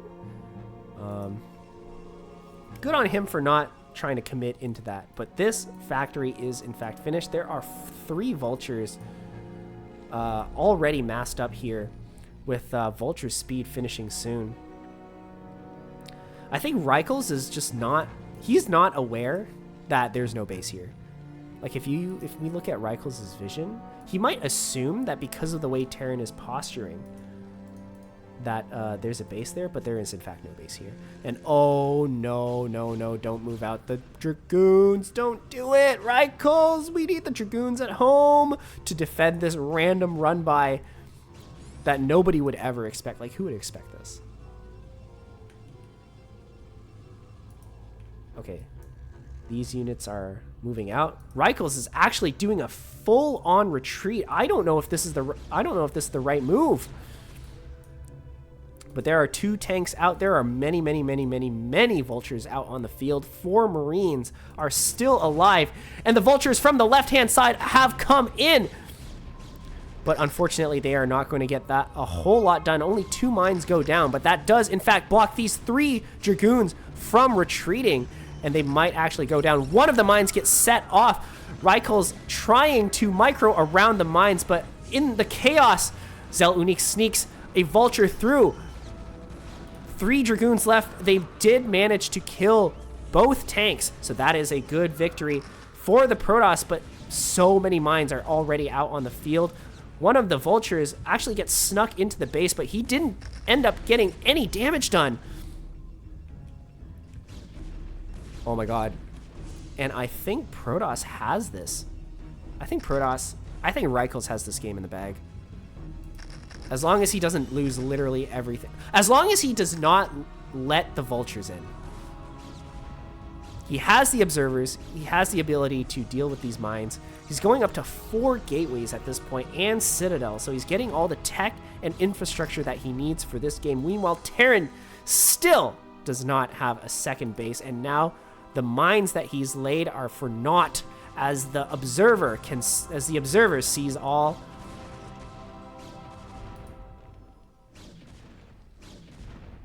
All the mines in the high ground have been cleared. I don't think Reichels still to this day even knows that there's a factory here, unless he's watching the stream. Then he might know.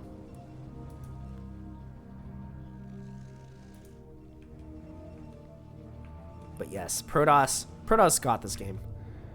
This game is in the bag for him. Terran literally does not even have a tank right now. And if Reichels realizes this, which I think he is moving around. He's doing all the correct moves. Moving around with his Dragoons, sniping mines. Or not really sniping, just like killing them. Killing vultures, killing mines. And I feel like he might have a suspicion that there's something here. And by have a suspicion, I mean he has an observer there and he knows exactly what's going on. So this factory is going to go down, and Terran really needs another base right now. Terran needs the second command center. Second factory is good. We want to spend our money, but we also want another base. Tank moving out onto the field, going to join this small group of units in the middle here. But at this point, the issue is Protoss is already starting to have momentum. Right? We have a whole bunch of Dragoons. We have more down here. Citadel is upgrading Zealot legs. We're producing goons 4 at a time, and this army simply does not have... So as Terran, in order for you to actually take good engagements as the Protoss, you need some kind of critical mass, right? In the early game, critical mass is like 1 to 3 tanks, a bunch of Marines, and like vultures with mines. That's like good enough to deal with like small numbers of goons. Mid game though, Protoss can actually roll you over. Like as soon as they have Zealot legs, or if they have enough goons building, they can kind of easily roll any position over for Terran, right? Like this will die to this and this for sure. Like even if the Protoss does a micro, right? They'll still kill this easy. But if this is like here, for instance, and there's like another tank like somewhere else, and Protoss needs to be funneled like through a choke point into like mines and stuff, like Terran can still win that fight. But out in the open field, you do need critical mass. Where are the DTs at? Rykles is an honorable Protoss player. He would never go DT. Rykles would never. He would never. The observer sees all. And look, he's double expanding. Rykles getting himself further and further ahead, doubling, more than doubling actually, the supply of Terran. I fear it is only a matter of time before this game comes to an end. Yeah, we need triple supply. Yeah, just to guarantee victory. Even this position, like these two mines are a little bit too far back. So if we get like a zealot, even like here, that like these two mines will just kill this tank.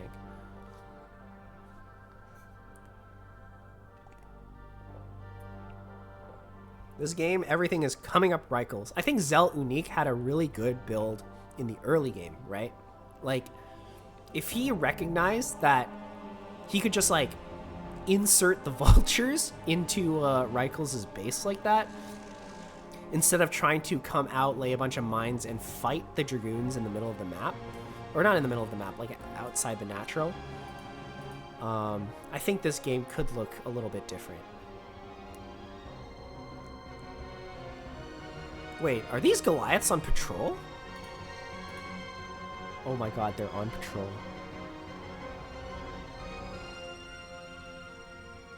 That's kind of cute. I like that. This one might get picked off though. Like if if we had goons here, this guy does not want to patrol around all the way down to here. Brood War is a hard game. Absolutely right. No one scouted bottom right. There could be entirely uncontacted civilization. Yeah.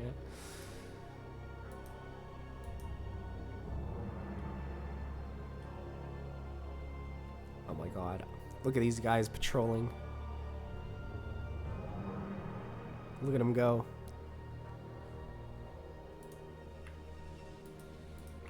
Yeah, Rykles is in a really good spot right now. I think he wants to max out. I think that's what he's waiting for.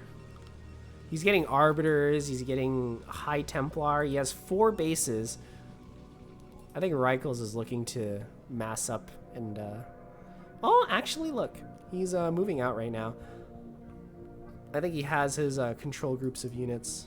2 here. 1 here. Another control group here. We're at 182 supply. And this army out on the middle of the map, if it was here, it's playable. Out here, there's no shot. There's no shot. This army will roll over this army. Especially since this mine here will probably kill both these tanks. These mines will probably kill this tank and this tank. These 2 mines will probably kill that tank.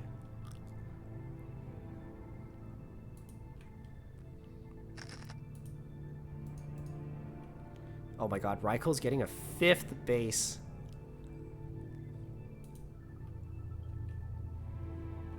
It would be a legitimate balance concerns if Terran won from here, yeah. I don't know, I could see a universe in which Terran turtles super hard here, and Protoss just can't bust it. And then maybe Terran can take a 3rd at that point. Maybe. But yeah, at this point, we're just waiting for Rykles to give the order in A move.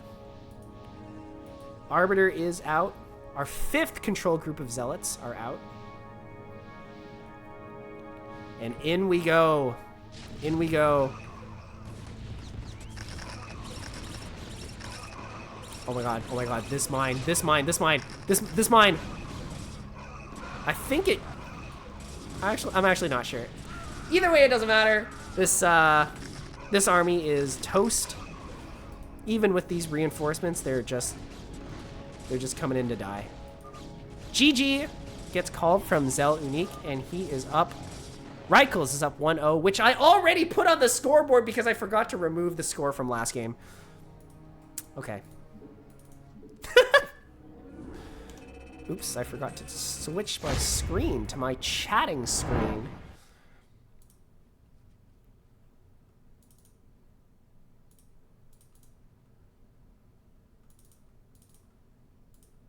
Reichels versus Zell Unique.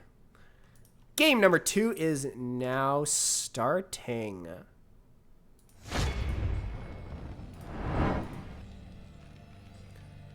All right, spawning on the top left-hand side, our Terran player who did a little bit of a cheese last game. It's a bit of a cheesy Terran. Playing for Team Penis Prophecies, Zell Unique.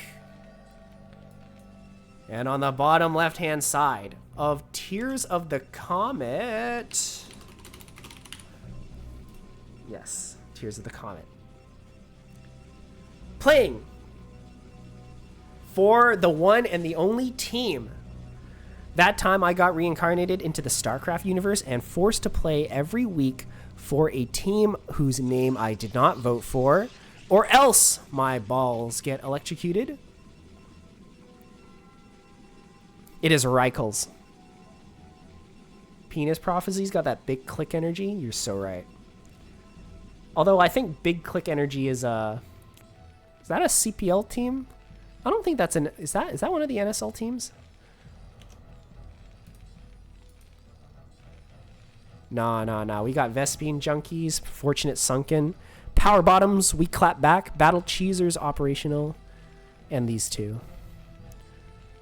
Yeah. CPL. It was a CPL team.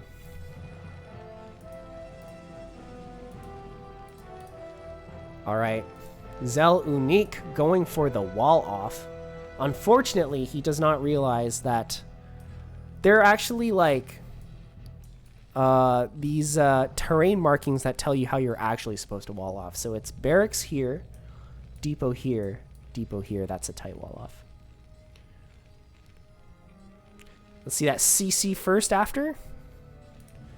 Nah, we don't go CC first in this household.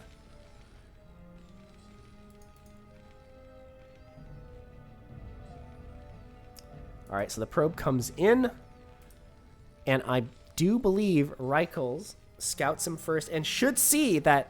I'm like, okay, I'm not sure of this, but I feel like a Zealot could go through here. I feel like a Zealot can go through here.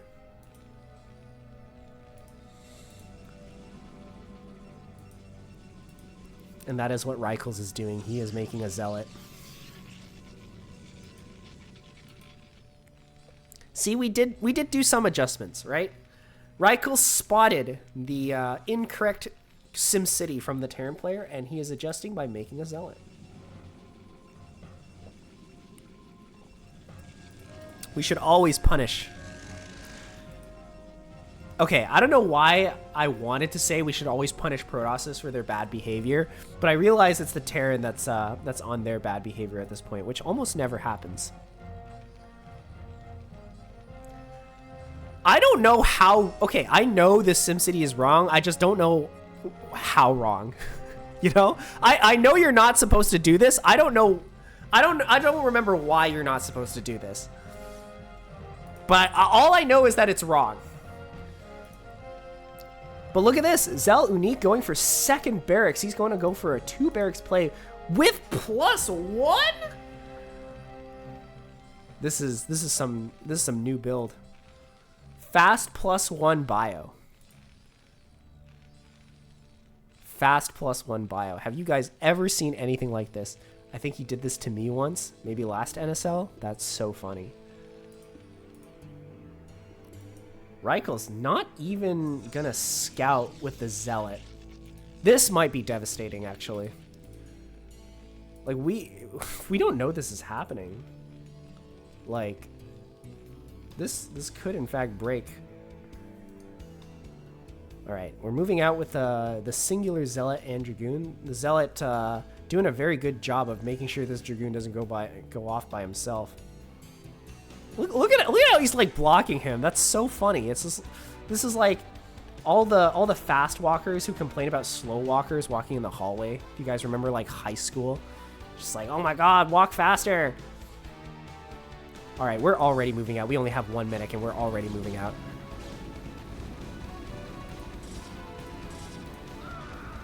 One Marine goes down. This one medic working overtime to heal these Marines.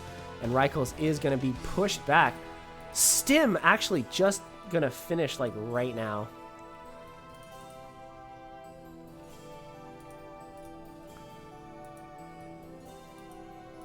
All right, second gateway does finish for Rykels. No Robo yet, which is honestly the correct move because if there's no factory, then why, you actually don't really need the Robo. Reavers are going to be nice. Reavers would be nice, but this is like a bum rush. Like, you cannot get to Reaver Tech unless Zell Unique decides not to attack ever. We're getting Citadel though, so maybe we're going DT. That would be crazy. Splash is the counter to Bio, you're correct. But I feel like this attack should have already... Like, we should already be, like, here at this point. Because, truthfully, not only does splash damage kill Bio, I feel like Protoss in general should kill Bio at some point. But we're not actually moving out with this. We're not actually moving out. I'm getting increasingly concerned for Terran. So the +1 and range has finished. Now we move out, right? Okay, so that was the timing we were waiting for. Now we move out. We're gonna move out now. We will move out at this precise moment. Now we will move out. We're gonna move out right now. We are moving out. We're gonna take a base, but we're also gonna move out. All right, now we're moving out.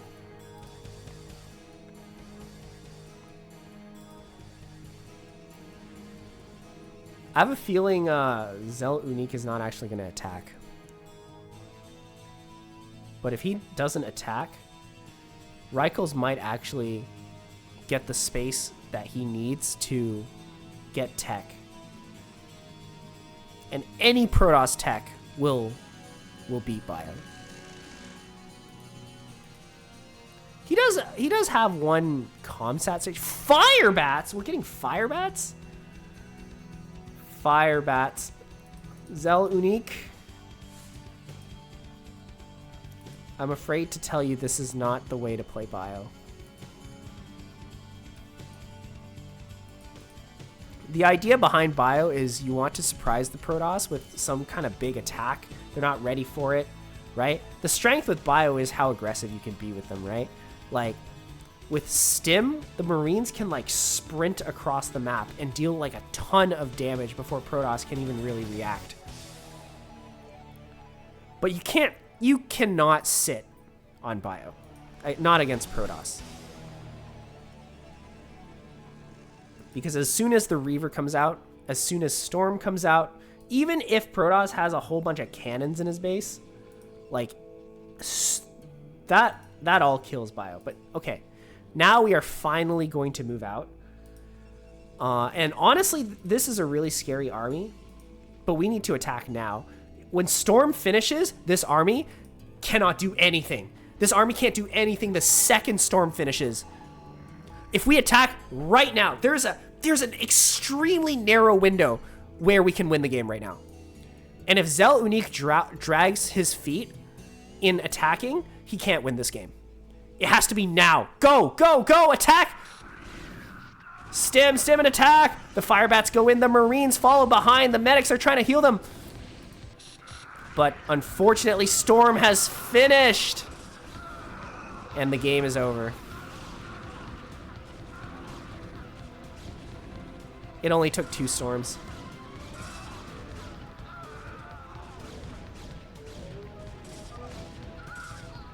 GG from Zell Unique. I think the sad part about this game is if Zell Unique attacked 30 seconds earlier, I think he might have won the game. He needed to attack 30 seconds earlier. If he attacked 30 seconds earlier, he would have won the game. No, you don't believe me, Dorkmoon? That was a lot of bio.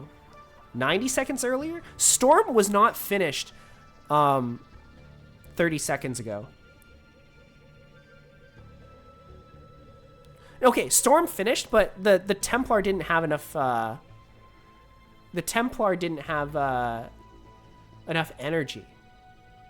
So okay, I guess if you don't want to try to snipe the Templar before they can cast Storm. Oh yeah. If even the +1 range timing would have been like a really strong attack, but this hit like a minute late. Well, we'll say a minute. This hit like a minute late. But with bio, you just have to go. You can't sit around and wait. Like, if Protoss knows you're going bio, they will eventually get Storm and Reaver, and that will obliterate bio. But before then, bio is strong. All right, so we casted 4 series today. Yeah, you can also bring SCVs to All-In. You can do this like StarCraft 2 pull the boys style, where like half of your SCVs just goes along with your army.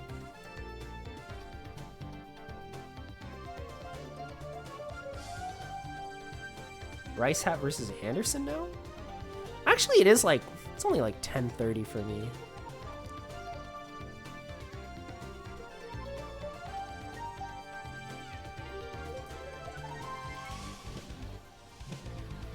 Trying to get it into existence. Not today. We'll do it another time.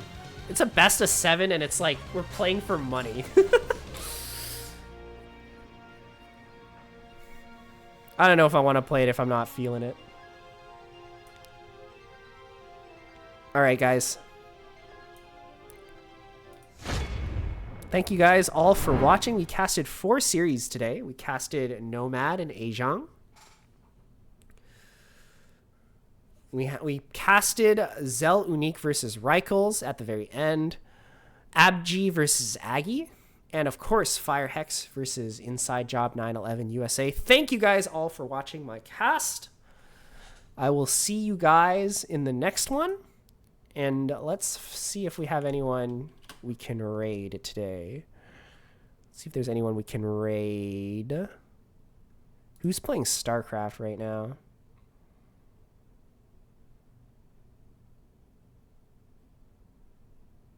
You know, I've seen Lumix.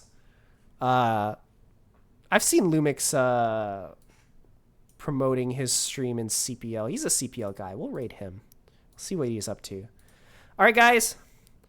Thank you all for watching. I will see you guys next time. I think it's Lumix underscore. Lumix underscore.